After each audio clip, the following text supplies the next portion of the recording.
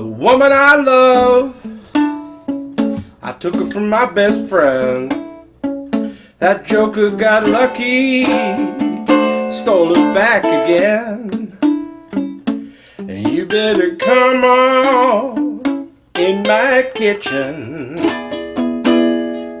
It's going to be raining outdoors.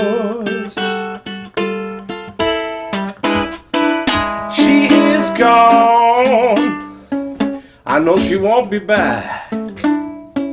I took the last nickel from a nation's sack. And you better come on in my kitchen. Yes, it's going to be raining outdoors. Can you hear that wind howl? Hear that wind howl? Can you hear that wind howl?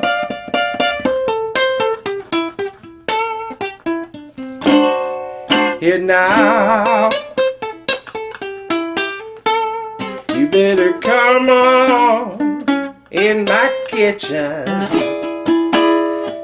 It's going to be raining outdoors. Yeah, well, when a woman gets in trouble, everybody puts her down. She'll be looking for her good friends, but there's none to be found.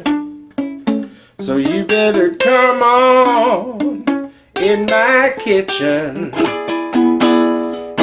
It's going to be raining outdoors. Yeah, winter time is coming. Oh, it's going to be slow. And if you can't make the winter, baby, it's been dry so long. You better come on in my kitchen. It's going to be raining outdoors.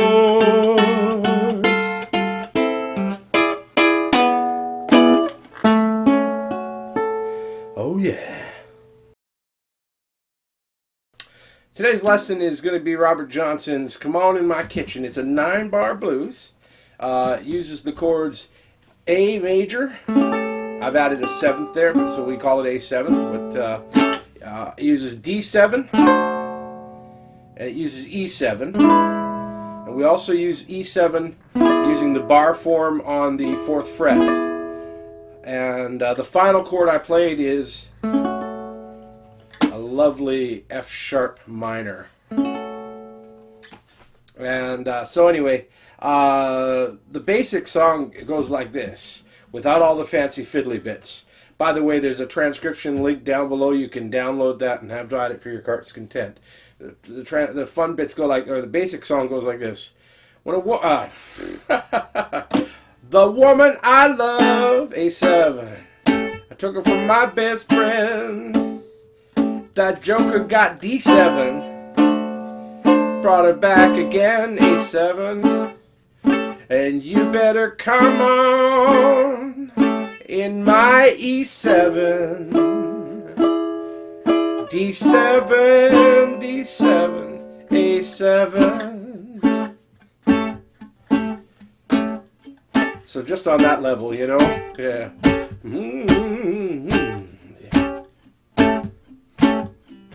And when a woman gets in trouble, everybody puts her down. She'll be looking for her good friends, none can be found. You better come on in my kitchen. It's going to be raining outdoors. Now once you get comfortable with that, play that over and over again. Once you get comfortable with that, you start to work in the fiddly bits. Now, the fiddly bits are kind of interesting. For that A7 chord, we're covering the 2nd fret on the A string, the 1st fret on the C string, and the 3rd fret on the E string, leaving the top A string open. And the way this works is you hit the downstroke once on it, so it's like bump, And then there's a riff, and the riff starts with the first fret covered on the C string, striking it, hammering on, which is putting down that finger, onto the second fret on the C string. So then you lift that up and play the first fret again. So you're back to that downstroke of the covering.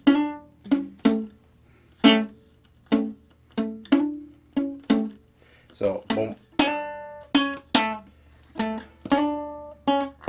So that's yeah. So we hit the A note, the first fret on the C string, so the C sharp, A, C sharp, hammer up to the D, hit open back to the C sharp, and back to the A. So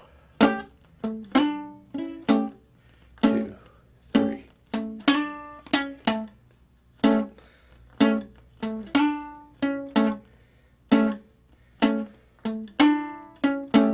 And that's the basic groove of the A part.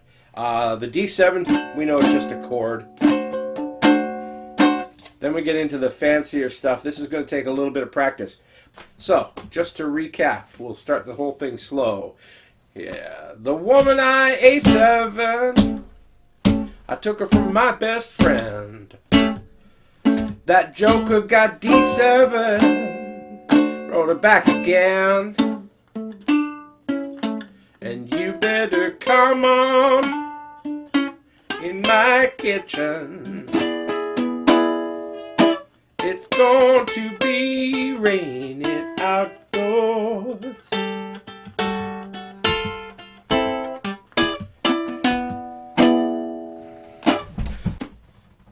Let's have a look at that middle part. Basically, we're combining a riff that climbs up here between the 3rd and the 5th fret with our A7 groove. So we're going to start on the 3rd fret of our C string. We're going to slide up to the 4th fret.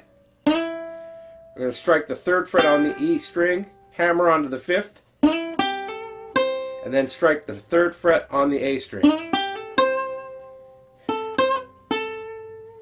You better come on in my kitchen.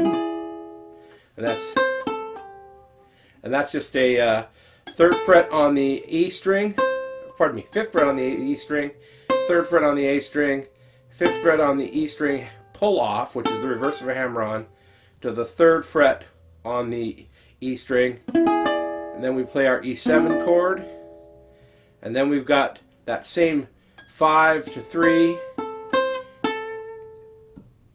5 to 3 fret, 3, 4. So it's, yeah, 5, 3, 5, 3, 5, 3, 4, 3, 5. So it's all right there. And the difference is between it all, you know, it's like, you better come on. We bring it to our riff, so. So you see how that times together?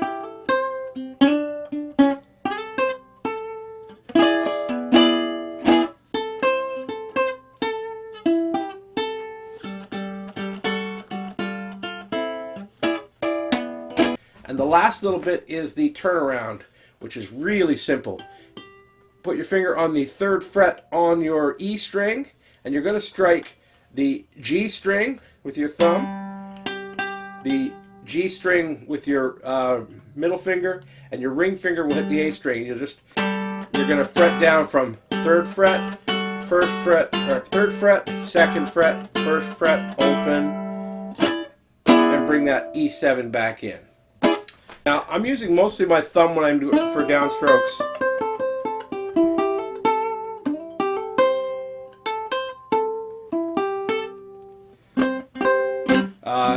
You can multiple finger pick it if you want.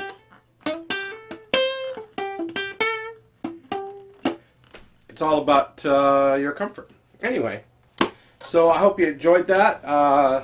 Download the transcription. It'll help you like tons with figuring out those notes. Take it slow. The weirdest part about the 9-bar blues is it hangs on before it goes up to that E7 chord longer than you expect it to.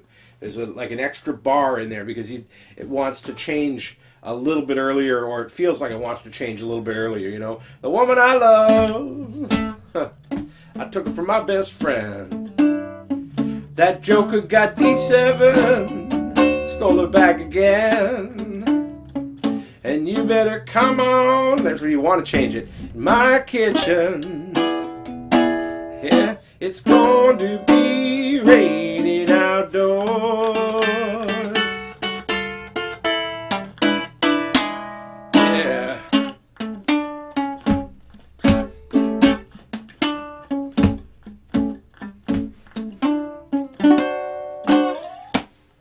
So there you have it. Come on in my kitchen. Yeah. Email me your questions. Let's talk about it, and we'll go a little further. Hey, if you're watching this on YouTube, and you probably are, or Facebook, or one of the many other social platforms it's shared on, I want to send a shout out to my Patreon family. There's a lot of behind-the-scenes content on Patreon that you might not be seeing if you're not a member. You're definitely not seeing things like new songs and behind-the-scenes technology stuff. And as I'm coming up on my touring cycle, there's going to be behind-the-scenes touring videos as well that will not appear on social media, that are just going to be on the Patreon site. It's easy to join up. Follow the link, and we'll see you down the road. Cheers.